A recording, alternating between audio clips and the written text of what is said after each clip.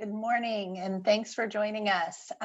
Today, we are going to walk through the pre-registration for Phase 3 of the New Jersey Small Business Emergency Grant Program. For those of you who haven't gotten started yet, you can find a link to the pre-registration process at cv.business.nj.gov. You'll also find there frequently asked questions, information on eligibility, and a sample application, but we're going to show it to you live today. Here with us are some members of the EDA staff, but to walk you through the program is our Senior Vice President, Bruce Salella. And thanks, Bruce, for taking time out of your day to walk everyone who's joining us through the application. We're ready to start whenever you are. No problem. So one, thank you, Patience, for having me go through this. The first thing I want to say is one, thank you for the interest in the grant program and for being here. And hopefully this will help answer any questions, alleviate any concerns. The other piece is deep breath. We have until the 27th of October at 5 p.m.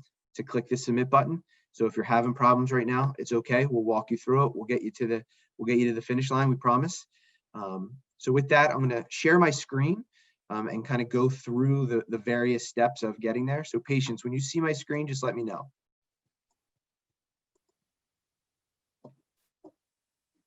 You're there. Excellent. All right. So the first piece here, as Patience mentioned, where can you actually go and get the pre-registration? You can go to the EDA website. When you're on the EDA website, you're going to see this blue box that's going to appear. Now, it's going to scroll through various items, right? But the first one is the Small Business Emergency Assistance Grant Program Phase 3 pre-registration. This is that link that Patience was referring to earlier. We could click right on that link, and this will take you to the Hub COVID business piece. Within here, it's going to say Phase 3 pre-registration is now open. All right, when we go to this link here, when you click on there, it's going to say right here, the access to pre-registration, and that'll bring you right to the registration page. When I click this, it's going to take me right here to this application page as you see it here. Now, the one thing I want to just say is this is in a test environment, so you may not see this piece over here. Don't worry about that. What I really want you to focus on is this registering piece. And here, what we're going to do is we're going to just put our email and a username, password, and confirm the password. A couple of things here. The email, this is going to be our main communication with you. So please make sure it's an email that you regularly check, that makes sense to you, because this is how all the communications are going to come. The username, it does not need to be your email. It can be whatever you choose it to be. But please, please, please, please write it down, because you're going to need your username and you're going to need your password. Once you pre-register, you're going to need that again, your username and password, to get the main application. Okay, so I type in the email, I type in the username, I type in my password. I'm going to write it down so I remember it, and I'm going to hit register. When I hit register, it's going to take me to a different page as it loads, and it usually loads a little bit slower when I'm presenting, so my apologies. But as it loads, it's going to come to a profile page, and this is where you're just going to add your first name, last name, and phone number. Okay, these are the requirements of, when you see the little red mark there, it just means those are required fields, right? So I'm just going to put a name in of test, and a phone number of 000000000. Okay, so at this point, now I have my name, my last name, my phone number. I'm going to click update. So far, pretty standard, relatively simple type of questions. This is where some people have had struggles as we've gone through this process, especially when we had a large amount of volume on our page. This here is going to say, we now need to confirm your email address. We instituted this piece on the Phase 3, just so we made sure that everyone's email was properly in the system, right? To make sure you're going to get all of our communications, get the grant agreement, and get all of those pieces of things that you're going to need in order to get your funding for the grant program. So click on confirm email when you get to this screen, but only do it once. You don't need to continue to click it. One time is absolutely fine. When you do that, it might take 5 to 10 seconds, but then you're going to get confirm email, and this is the email it was sent to. Now, for this purpose, I'm going to go into my email, right? And I'm going to get an email from CRM no reply. And it's going to say, your account requires confirmation. Please click the following link to complete your registration. You can click this link. If for some reason that is not working for you, you can also copy this whole link here. You can do that by highlighting it and then right-clicking on your mouse and click the copy button. Or you can use the shortcut of Control-C on your keyboard. And you can just put that directly into the browser itself and paste it in there, and then it'll take you right to our page. Okay? So now once I do click confirm information, now I'm going to be able to sign into my account. Okay? It'll take you to a screen that says your information's been confirmed, and now we're going to sign into the account.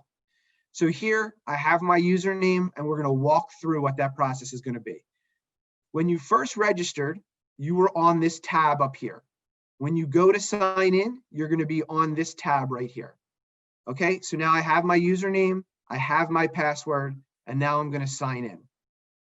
Oh, then of course I've got an invalid sign-in attempt. So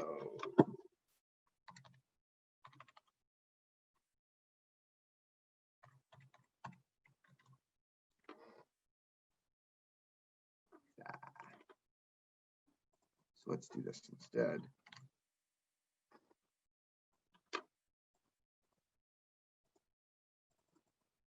Let me just make sure. Okay.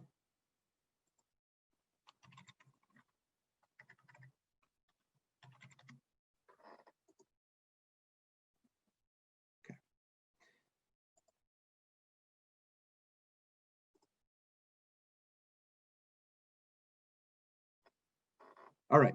So now I signed in, and it's going to take you to this landing page, right? This landing page here, NJEDA Online Application Center. You can click right here for the pre-registration.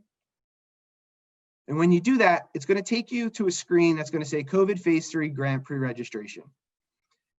If you've already logged in and you've already started some applications, you're going to see them in here. You're going to see the status. The status for you is either going to be right now, it will have in process, or it will have submitted, pre-registration submitted. As you can see under this login of my test, I have not started any. So I'm going to do it right now, and I'm going to start my pre-registration. These first screens are all relatively simple information, and I'm going to try to go through it as quickly as possible so you're not seeing me type here.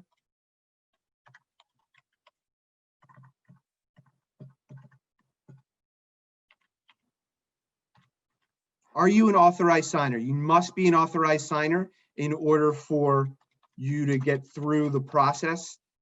It will not allow you to go forward if you are not an authorized signer of the business. And the reason being is we want to make sure the person that's filling this out can sign all of the legal documents and make all the certifications appropriately. Street address, we're going to do 1 Test Ave. Okay, the street address 2, if you have a suite or anything like that, please add that here. For the zip code, you're going to see that it's grayed out. You're going to have to hit the search bar right here in order to do that. And once you do that, it's going to pop up another window. Just type in whatever zip code you have, and it'll give you the city. You can select that with the checkbox here and select. Same thing when you go to city, it's going to be grayed out for you. You're going to click it again, and it's going to give you the potential list of all of the different cities. Select which one is most appropriate for your business and click select again. And now we have this information in here. Is it a commercial location? Is it home-based? These are for informational purposes. There's no right or wrong answer. Just answer truthfully how your business actually is. Going to click next. And now it's going to be date established. So here, I'm actually going to put in a date of October 1st. And you'll notice I'm going to get a warning. And it's going to tell me that you had to be established before February 15th of 2020. If that's the case, right, if not, you're gonna be declined because that's one of the requirements of the program. So it's just letting you know that if you continue, you may be declined. So you can click OK there, and it's gonna give you the opportunity to revise the date, right? So whoops, I made a mistake. It should have been October 1st of 2019. That was my fault, and it's gonna let me go on the application. Am I operational today? Yes. You have to be operational or plan on reopening in order to be eligible for this program. If you're not operational today, there's going to be another question on the full application. But again, just answer this truthfully, how you are at this moment in time. What's the ownership structure? I'm a sole proprietor, and it's going to ask you any owners that are greater than 10%. You click the add owner and your first name and last name of those owners, and it'll just add that to the application process. Once we go to the next piece, your EIN number. So we're going to do this EIN here. I'm just going to do a random EIN. And then it's going to ask me, how do I file my taxes?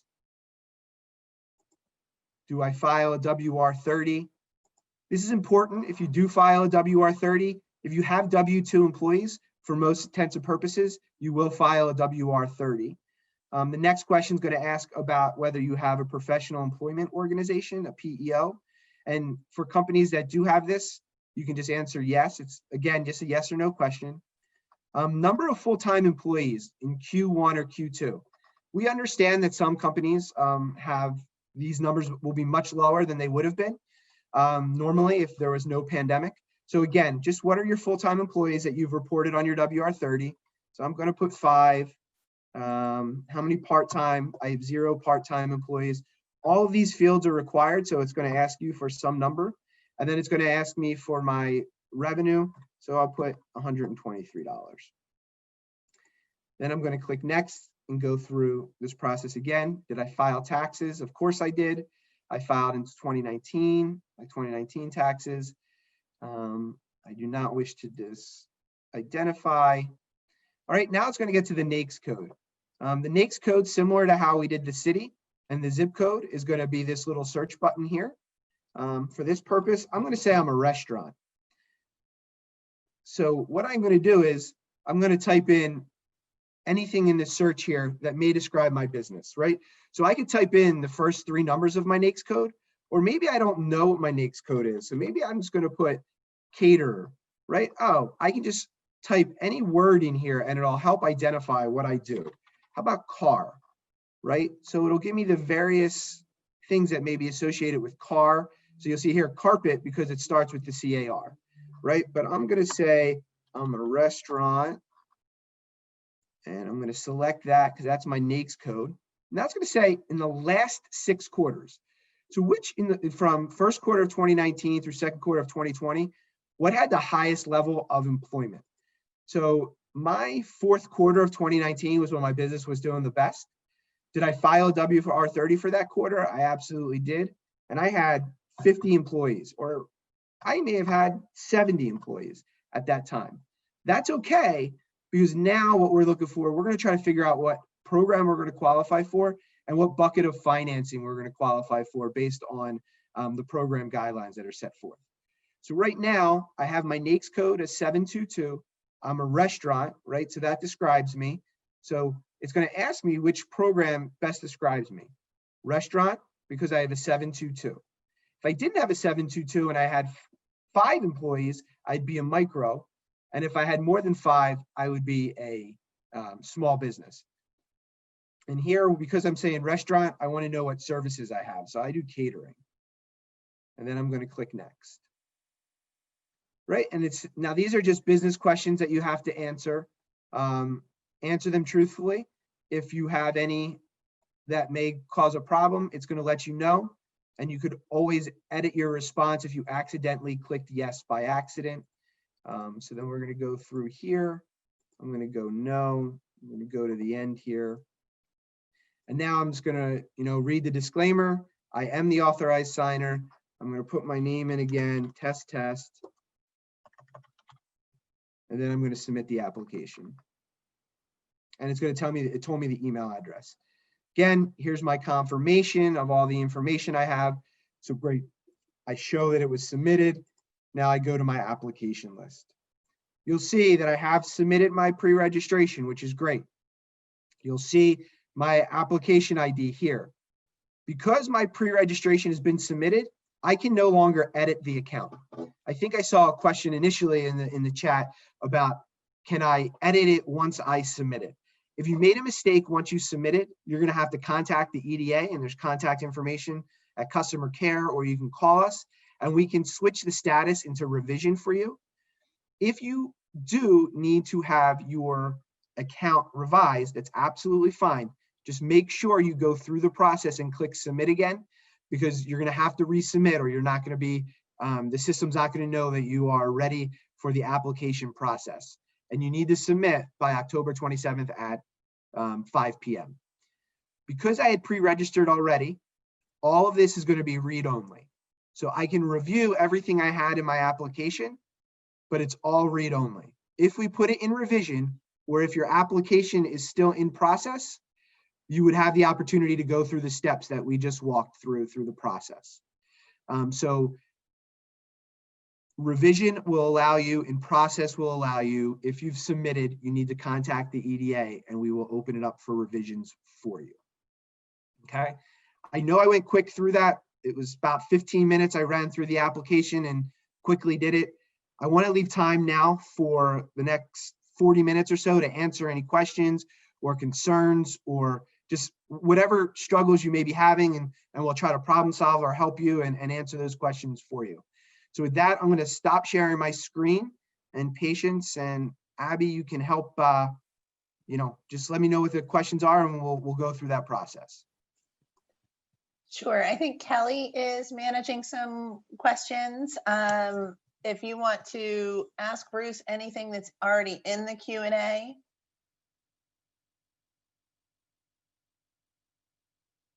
Or I'll ask Bruce anything that's in the Q&A. Okay. Once a business completes pre-registration, how do they get a copy of the application? Sure. So so what you could do, as we walk through those steps, when you go and you see that your pre-registration is submitted, click on your business name. There'll be a live link right next to the application. So if I share my screen one more time, and I can bring it up for you.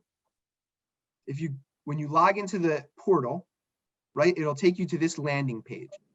You can go to My Applications, these phase 3 grant there, COVID phase 3 grant, and you'll see here where it says test account.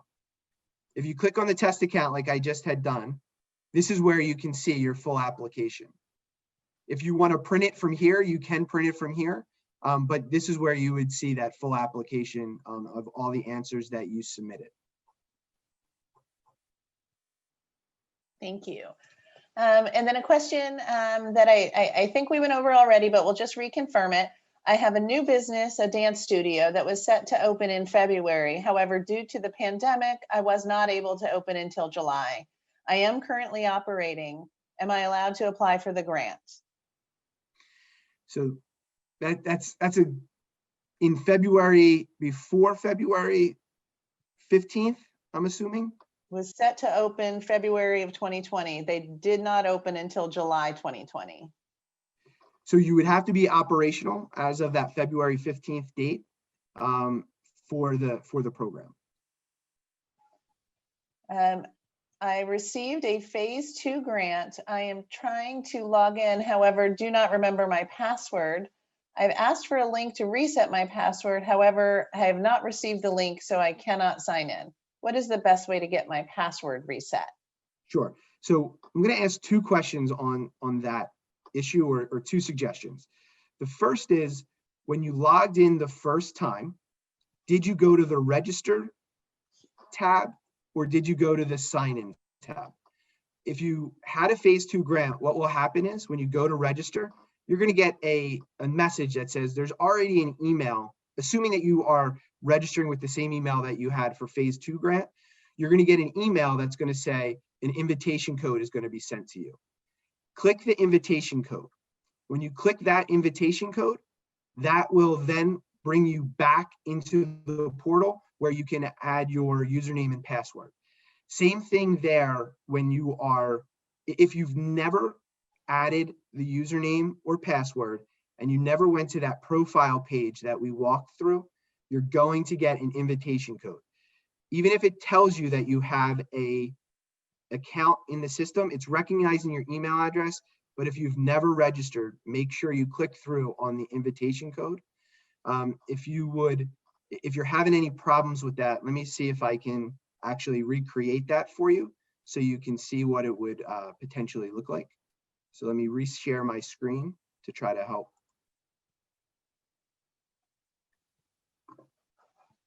So I'm going to sign out here.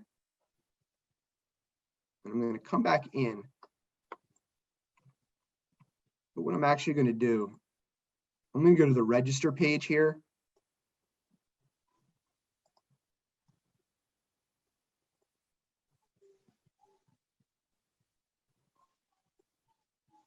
Right, so I went to this register page and it's going to tell me the email address is already in our system. This may be because you've previously applied. Click OK to email yourself an invitation code, which can be used to access the program. So if you're having any of those problems, right, now they send it in right at this point here, it's going to tell me this is the email address and send invitation code. Okay, I'm going to send invitation code, right? And now I just had to do it one time and it's going to do this here and it sent it to me. What that invitation code is going to look like, you're going to see right here, NJEDA application portal invitation code. Click on that link and click on this again, okay? Or you can copy and paste it into your browser, at which point that is going to take you to the screen where you can recreate your username and recreate your password linked to that email address. So that should help you solve that issue. Okay, good morning. We are a staffing company located in New Jersey, but have employees working at various other states in the United States. The application is only looking for our total employees in New Jersey, which is much smaller than our total number of employees, and reduces the grant we would be eligible for. Any suggestions? Yeah, so the program itself and the way the program was set up by our board, it is focusing only on New Jersey employees and employment. So I would say whatever that number may be for New Jersey, that's great, but we can't look at employment or employees outside of New Jersey for this program. I've received a pre-registration number, but I also received an email indicating that I'm not pre-registered. How can I confirm if I'm registered or not? And can you tell everyone why that might happen? Sure. So the first thing is log into your account, go to the My Applications piece right up top here. Let me see if I can get into, so it's My Applications, right? So I'm in the portal. I go to My Applications. And within here, of course, I had to confirm this one. So this is in the test account, so my apologies. We don't see your screen. Okay, well, that's good. So what I would say is log back into the portal, go to My Applications, which was at the top that we looked at before. And when you're there, you're going to see all the various applications you may have, or pre-registrations you may have opened. You will see the status and it will say either in process or it will say pre-registration submitted. The reason that you may have received an email that says that you are pre-registered or that you need to submit is a couple of reasons. One, it could have been a timing issue, right? We could have sent the email and then you could have clicked submit almost simultaneous, right? So that would be one in the simplest way.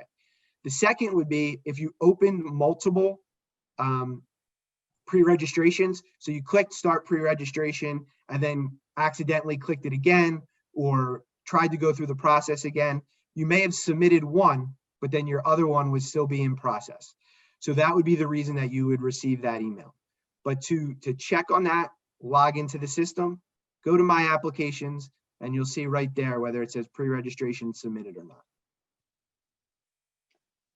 What do I do if I use a social security number instead of an EIN? Do I enter that in the same place as the EIN, or would I do that somewhere else? Sure. So there's actually a question on the application that asks that exact question. So the first thing is, if your entity does have its own federal identification number, and some do depending on the structure, you would put that in the answer box where it says, do you have an FEIN? If your company runs solely through your social security number, that's the number you would put in that box. But let's play it both ways. So the first way is, I have a federal tax identification number. I'm going to put that into the system. Then there's a question that says, do you file a Schedule E or Schedule C that uses a FEI or that uses your social security number? And in that question, you would answer yes. At that point, it will then ask you to input your social security number there. It will still, even if you enter your social security number in the FEIN, it's going to ask you that same exact question just to confirm. So there is a spot on the application that will address that exact concern, but you would just answer, yes, I do file through my social security number, and put that information in there. 2 questions. We were completely shut down by the executive order and for all of Q2. So our WR30 for Q2 is 0. Should I provide info for Q1 WR30 or put 0 for Q2? Also, I made a mistake in business address in the pre-registration. Can I fix it during the application process next week, or do I call now? Okay, so the first question, let's tackle the first one on the WR30. If you submitted a Q2 WR30 that had 0 information or had 0 employees, put that number in as 0. If you did not file a WR30 for 2020 Q2 and you only filed it for Q1, then put the Q1 information in there. So whichever one you filed, put that information in. So if you did file a Q2 with 0 employees, put that in, because that'll be the information that we get from the Department of Labor.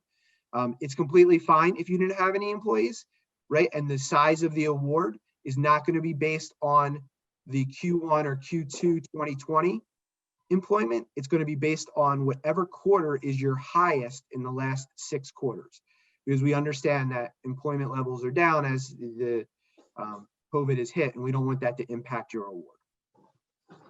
The second piece was the address. The pre-registration, you will not, in the full registration, we are not going to allow you to edit any of the information in the pre-registration. So I would say that if you have an issue with the address, please correct it now. And either through calling, and we'll put you into the revision status so you can make those updates that are applicable. But whatever you fill out in the pre-registration, you will not have the ability to edit in the full application. Okay, and just to confirm, because there are a couple of questions about this, W-2 employees outside the state of New Jersey, not eligible to be counted, correct? So if you file a WR30 with the New Jersey Department of Labor for that employee, they would be eligible. If you do not file a WR30 for that individual, they would not be eligible. Thank you. Will I have issues if I am applying for a few different businesses but use the same email address for all of them? So no, you will not have any issues. When you do come into the system, the day that your the application goes live, and again, we can talk about this before we sign off, but there's going to be 3 different days depending on which bucket of financing that best describes your business. You would just log in and you would see all the pre-registrations there, and you would just click on the business name, and that'll take you through the application process. So no, it's fine that you registered under one email with various businesses. That's fine. Does the business need to be registered or DBA in individual name as sole proprietor, or an independent contractor okay to do? Or is an independent contractor okay? Sorry. So yeah, so whether you are a sole proprietor that takes a draw, whether you are a 1099 type of employee, If you are a registered business in the state of New Jersey, you would be eligible for the program. It doesn't matter the type of structure that you're under, whether it's W-2 employees, whether you're 1099, however the structure might be, you would be eligible for the program. If you are a contractor and don't have any W-2 employees and you only use 1099 employees, you would be eligible for the 0 to 5 funding bucket in the program. Okay, the only employees for my business are the owners of the business. Am I correct to assume we have 0 employees for the purpose of this pre-registration and application for the grant? So that would be, so the question is, do you file a WR-30? If you file a WR-30 for the 2 parties, then whatever number that you would file for your, on that WR-30, you would put in there. My guess is, and I'm going to make an assumption here, that you do not file a WR-30. So you would answer no to that question on the application that says, do you file a WR-30? Then when it asks for 1099 or anything like that, you can enter 0 there as well. Because again, it's that sole proprietor type of business or partnership there. So it would be 0. That would be completely fine to add into the application, and it is completely understood. Okay, my a follow-up question, and I'm not sure I'm going to get this 100%. I'm going to read it. If WR-30 for Q2 is 0, but WR-30 is non-zero for Q1 and Q3, should we enter 0 or Q3 number? So we're not looking at Q3 at this time for 2020 at least. So if we're talking about the third quarter of 2020, and the reason being is that the mandatory filing deadline for that WR-30 has not come yet. So as a result, we're just looking at Q2 2020 or Q1 2020 for that specific question. Again, if you file whatever you filed for Q2 and it was 0, put 0 in. That's completely fine. If you didn't file for Q2 because you didn't have any and you only filed for Q1, then put the Q1 number in. But please put in whatever you actually submitted to the Department of Labor if you did submit for Q2. As a micro business, the date shows October 30th for the full application. Is it possible to do this before that date and time? No. So if you are a micro business, which would be 0 to 5 full-time employees, you are going to be, and not a restaurant, your time will be at October 30th at 9 a.m. That's when you'll have the ability to go in and edit the full application. Please note, unlike pre-registration, the full application is a first come, first serve. So you would want to be in there as close to 9 o'clock as possible to fill out that application, but you do need to wait until that time frame in order to even fill out any of the information on that application. And I know patients next week, for the group that's here, we're going to have another webinar that I'll walk through the full application with everybody, just so they can see it and answer any questions that you might have. Again, we're not asking for any documents to be uploaded. We're asking relatively as simple questions as we can in order to, one, comply with all the federal requirements that we need to, but to make sure that every business that is eligible will get their funding. Okay, my wife owns an LLC, but does not pay herself on a payroll. So she does not have a WR-30. Is she eligible for any grants? Absolutely. So again, she would be, the answer's there where it says WR-30, it would be a no. And then it's going to say 1099 contractors. If that's applicable, great. If not, then you would put zeros in those boxes. But a sole proprietor or a 1099, if the LLC is registered to do business in the state of New Jersey, then they would be eligible for a grant award. It would be in that first bucket that we talked about, the 0 to 5 bucket. Thank you. A question about full-time employees. In the beginning of the application, it asked for my full-time employees and part-time, and then asks for a total full-time. Do I include my part-time in that total as well? So that's a good question. So if you would qualify them, so if they are solely part-time, then they would not be part of that full-time bucket. But if they are a full-time employee, or you deem them a full-time employee, but for some reason just classify them as part-time, it's fine to include them in your full-time. What I would recommend doing is, if you go to the business portal, there is a grant calculator, which will help you determine what your full-time employment equivalent level is. And what you would do is you would submit the information that you submitted for your WR-30. You would put the person's wages and their name, and you don't even really need the name, you just need the wages, and calculate, put all the wages in and click calculate, and it'll tell you what your full-time equivalent number would be, and you can enter that into that box, into the application, in the pre-registration. So I would recommend going and getting that calculator, because it will be helpful, so you understand. And however you enter that, right, that is exactly, that calculator is the exact way that the award's going to be calculated. Thank you. I have a food truck, and I'm asked to put down the address for the food truck. What address do I put down? Sure. I guess we don't want to put all the addresses, right, as we're traveling. No. So what we would, in that instance, I would, wherever the mail for the business goes to, or wherever the business is registered in, that address would be the address that you would put there. Or where they, so another way to put it is, if this food truck is stored at your house, right, and it's in your driveway, that probably would be the address that you could put down there. If you have another location, or if you have any other, if you have it registered to another location, or it sits in a yard, like a bus depot type of yard, and that's the address that's associated with the business, do it that way. But ultimately, wherever the business is registered, you could put that address for that type of mobile food cart. Thank you. I'm going to ask this question for the benefit of those that may need to know the answer. Part of the eligibility is that my business is properly registered with the state of New Jersey.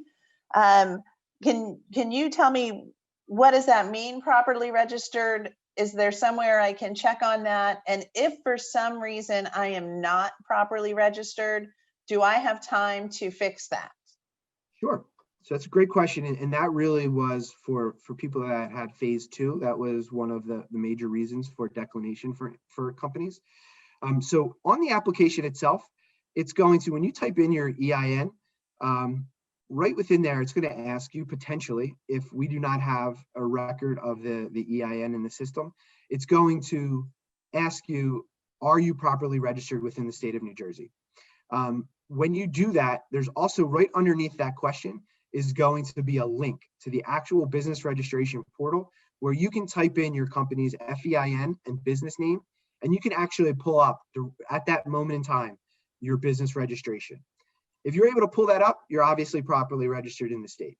If you can't pull that up, it's going to tell you that it can't find a record, and it'll give you the opportunity, if there's an issue, to call somebody to help complete the registration. If it doesn't, then you're going to have to go through the steps of properly registering. What does it mean to properly register? So a lot of companies may have gone through partial steps of registration and not the full step. When you go to the New Jersey business website to register, there's 2 steps. One, registering your business with your name and all of those things. The second, and every business in the state needs to do this, is register the EIN to your business. And that's a step where people sometimes, at least in the phase 2, did not go through that process. So I would recommend going to the website that's right there on the application, typing in your information and seeing if your business registration comes back. If it doesn't come back and it's not found in the system, you are certifying that you are going to, or in the process of, making sure that your business is properly registered. So if you certify that, yes, I am properly registered, or I am in the process of being registered, then we will allow you to continue through the application.